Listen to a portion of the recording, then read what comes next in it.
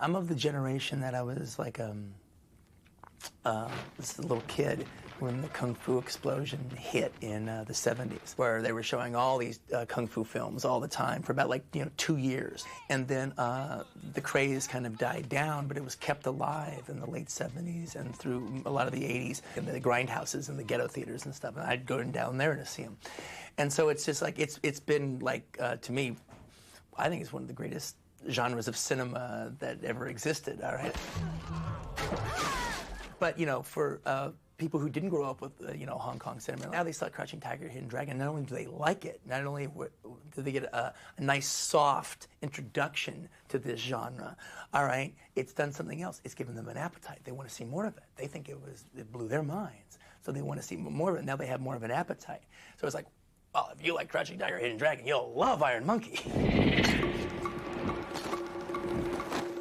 American audiences can find Hong Kong films kind of schizophrenic because they are like, comedy this moment, this crazy action sequence in this moment, big tragedy in this moment, all right, big love story here, then comedy, and then action, violence, boom, boom, boom, boom. But in Hong Kong, audiences, and again, you're also dealing with poor people going to the movies. I mean, you are dealing really with a lot of peasants going to movies and paying money. And you know what? They want to have the whole emotional experience, all right, when they go to a movie. They want everything for the price of a ticket. And our sophistication is now starting to work against us, all right? We've sophisticated ourselves out of tears. We've sophisticated ourselves out of enjoyment, out of believing in magic almost. And it's a damn shame. I mean, everything's got to be so hip and so cool and so detached. But in a Kung Fu film, the themes are very resonant, they're very much about important qualities, loyalty, honor, staples like this. You can watch a normal movie, like a normal, say a modern day action film, all right, and they have they'll have a shootout for no reason, or they'll have they'll cram in another car chase, or they'll do things like that. And believe me, Hong Kong cinema does that as much, if not more, than American cinema, right? But in a Kung Fu film, the Kung Fu is the reason it's there. Just the same way that, sword fights and swashbucklers, no, they do propel the story along, because that is why you're there, all right? When I go to see an Errol Flynn movie or a Cornell Wilde, swashbuckler and everything, I want to, I'm going there to see a series of sword fights, each one a little bigger and grander than the last one, leading up to the final fight between the hero and the villain, all right? That should blow you away. And that is definitely the level of work going on in Iron Monkey. I think the first movie that I saw of Yua Peng's was the film that he did with Jackie Chan that made him like the biggest star in Asia, was Snake Fist and Eagle Shadow. And then he followed up with Drunken Master, all right? And starring Jackie Chan and Wu Peng's father, Simon Yun, all right, who became just as big a star as Jackie after those movies. Became the role, the old master. And then it was like around, I guess it was around 93, 94, I started really realizing that the guy who directed these movies and the guy who was the martial arts choreographer on these movies, I could start noticing his Kung Fu style. I noticed his choreography. I could tell it from Sammo Hung's. I could tell it from this guy's or that guy's. And then I was like, this guy is like the most imaginative Kung Fu choreographer of all times. And I could do like a book, like what Andrew Sarris did in American cinema. I could do a book on Kung Fu film directors, all right? I mean, from the old school to now, all right? I know their names, I know their work and everything like that. And Yua Peng is my favorite. I think he's the best. He has this expertness and craftsmanship and then just this wild imagination that he keeps putting in it. That's why there's this aspect of, as opposed to, say, a Jackie Chan film, which I'm a big, huge fan of Jackie Chan films. And one of the things that started happening in his movies is each movie had to top the other movie. All right, so the end sequences or something got bigger and more elaborate, and it was taking more risk and like bigger stunts and bigger stunts and bigger stunts. Well, Yua Peng kind of has the same thing, but in a completely different way. His things is it's more about the fighting and the choreography rather than the big stunts. All right, and the execution of the moves rather than like the way the guy falls.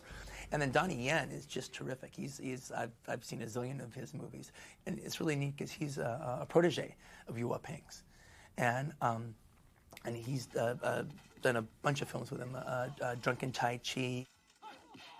And he also did Hero of Heroes, which is really neat because in Hero of Heroes, he plays the younger version of the character Sam Seed that Yu Ping's father, Simon Yoon, made famous. The old drunken,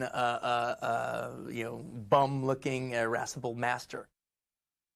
Iron Monkey in the film is a legendary hero. He is Zorro. He is Robin Hood. He's actually he's the Chinese Zorro. He even looks like Zorro, except it's like you see his eyes. It's like his costume is almost the exact reverse. And Zorro was about all the padrones squeezing the peasants, all right, and then Zorro coming back and fighting for them who can't fight for themselves, and returning the land to them, returning their money to them. Same thing with Robin Hood, fighting the evil sheriff of Nottingham, all right, who was using his advantages to oppress the people. Iron Monkey rises up in just the same way. There's a very interesting aspect about the movie is American audiences will watch the movie, and to them, the leads of the movie will be Iron Monkey, all right, and the character that Donnie Yen plays. If you boil the movie down, the hero of the movie is Wong Fei-ho, the little boy. He's the true hero of the film.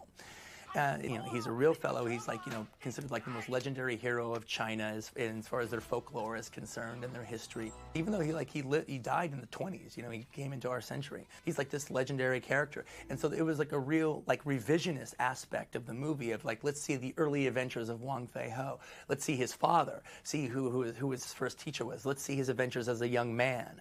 All right. Now, American audiences won't get most of that, and they don't have to. They truly don't have to. But it is funny because it is a different viewing experience. If you've grown up with who Wong Fei-ho is and just watch it, it would be actually the equivalent of like seeing this really great Western and realizing that and then finding at the end that the little boy in the Western is Wyatt Earp. All right, that would be the equivalent of what Wong Fei-ho is in this film.